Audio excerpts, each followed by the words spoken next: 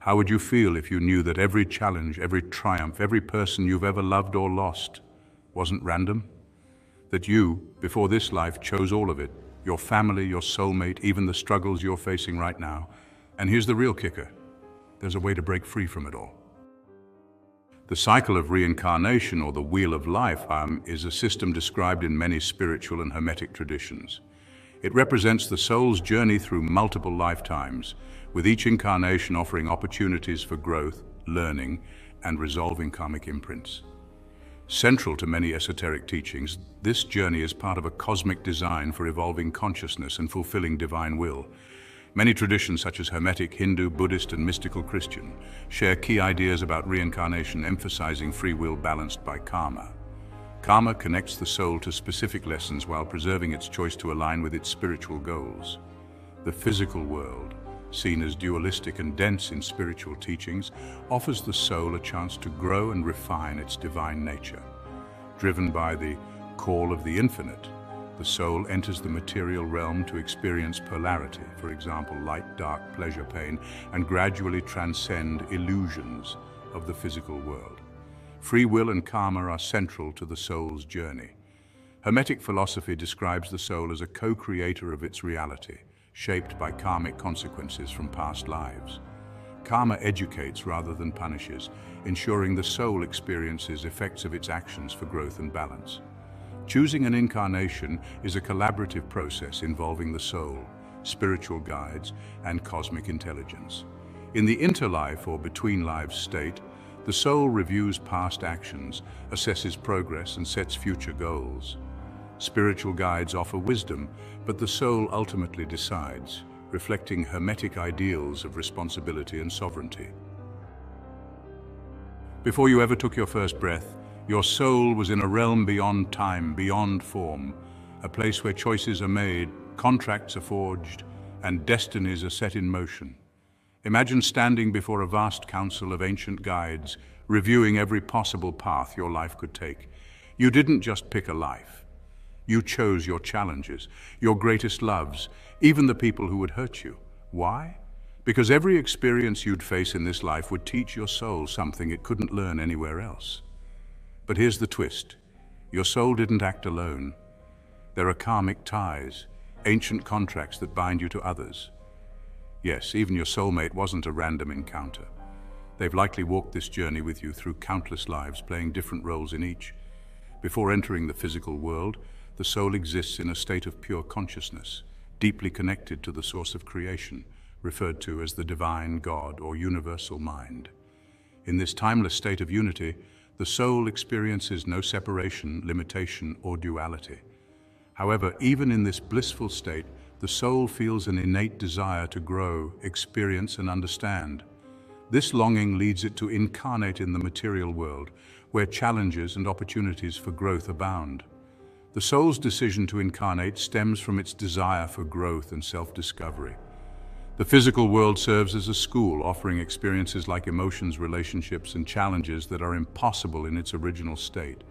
Each soul has a unique mission, focusing on learning specific lessons such as compassion, forgiveness, self-love, or courage. These lessons help refine the soul, bringing it closer to its divine essence and contributing to the evolution of consciousness. This mission isn't tied to worldly achievements, but to spiritual growth and fulfilling its role in the greater cosmic design. Before its first incarnation, the soul carefully selects the circumstances that align with its purpose and the lessons it needs to learn. The soul chooses physical traits, including genetic factors, abilities, and potential health challenges. These are not random, but tailored to the soul's growth. The family serves as a foundation for early experiences, providing both challenges and support to teach important lessons. For instance, a soul-learning patient might choose a challenging family dynamic.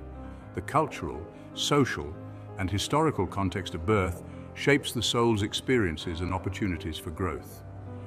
The soul identifies individuals it will encounter in life, such as soulmates, mentors, or adversaries, who play crucial roles in its development. These choices form the soul's blueprint, and the first incarnation is foundational, focusing on survival and understanding the material world.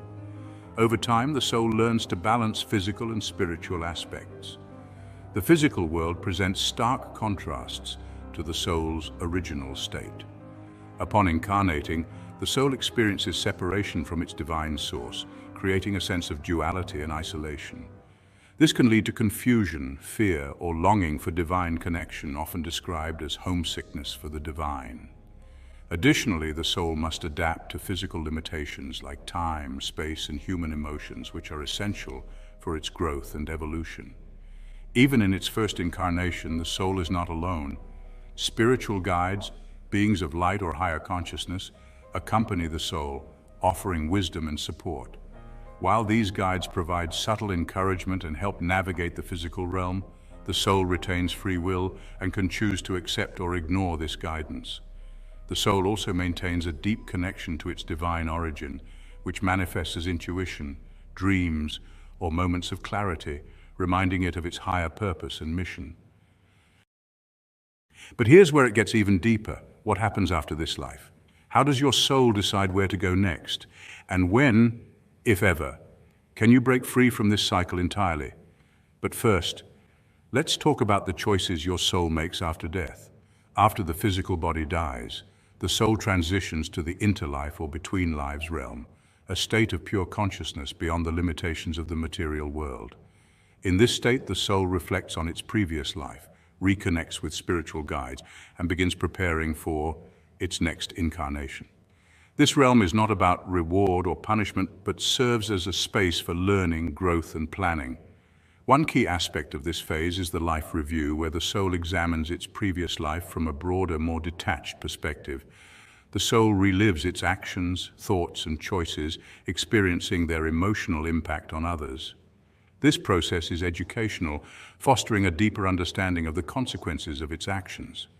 It helps the soul recognize areas where it grew and where lessons remain unfinished, setting the stage for future experiences.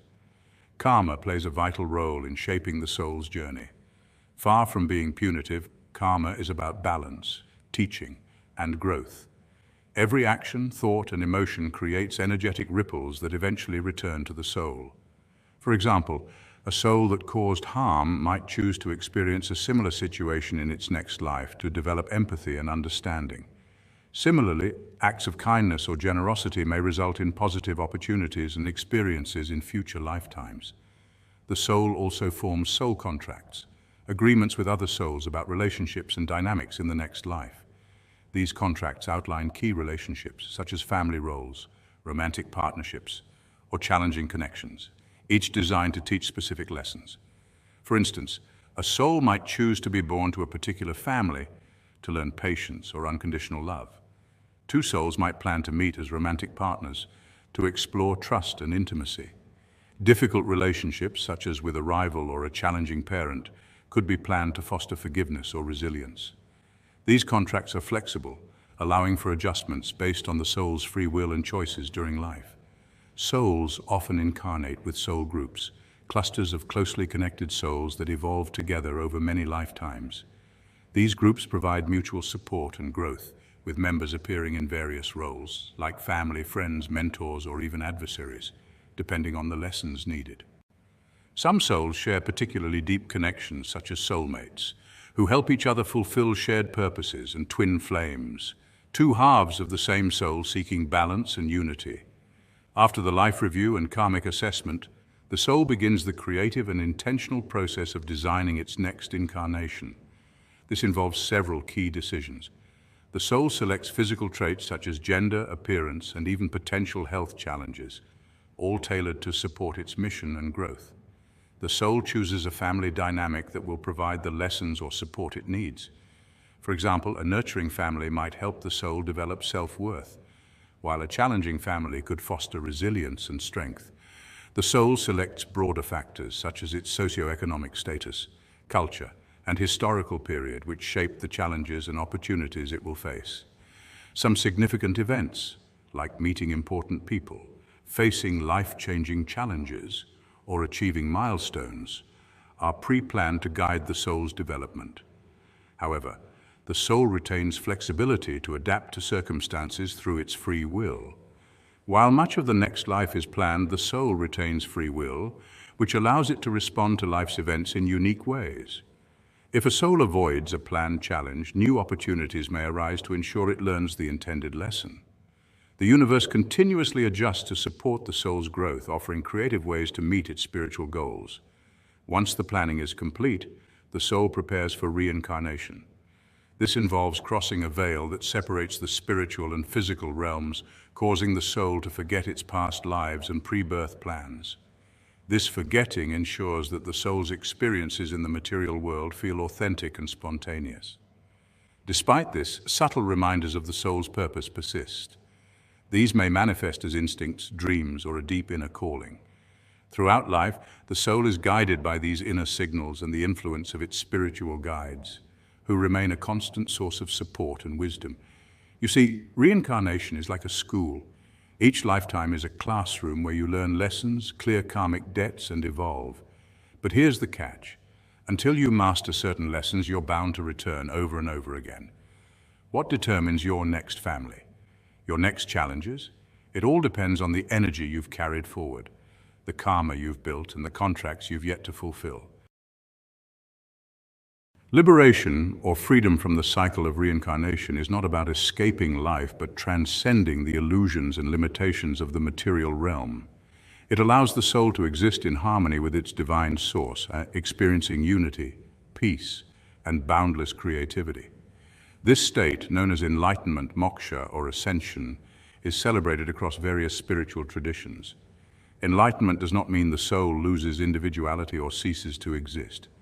Instead, the soul becomes fully conscious of its divine nature, shedding layers of illusion that create separation.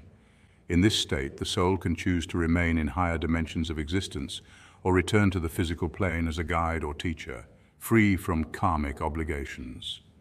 Achieving liberation is a gradual process of spiritual awakening and mastery, requiring the soul to release attachments, resolve karma, and align with universal truths. The journey begins with cultivating self-awareness.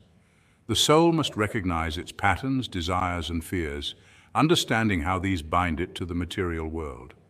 Practices like meditation, mindfulness, and self-reflection enable the soul to observe thoughts and emotions without becoming entangled in them. Inner work often involves addressing unresolved karma and healing wounds from past lives.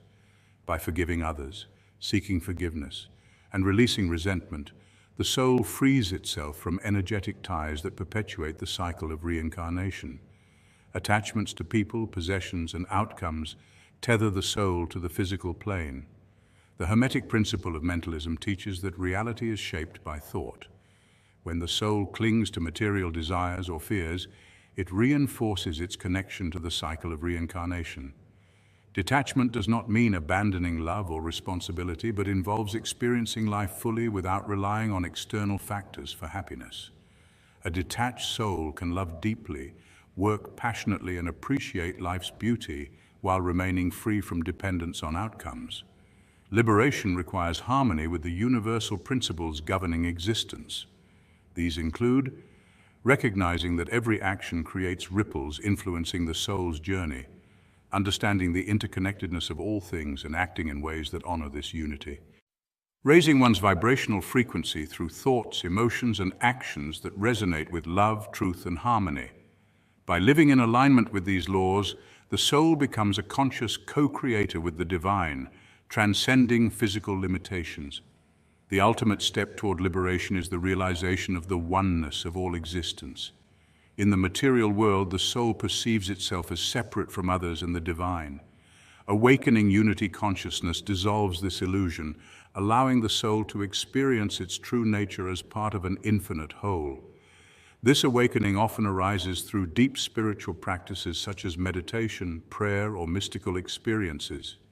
It can also occur spontaneously, triggered by profound love, loss, or moments of insight.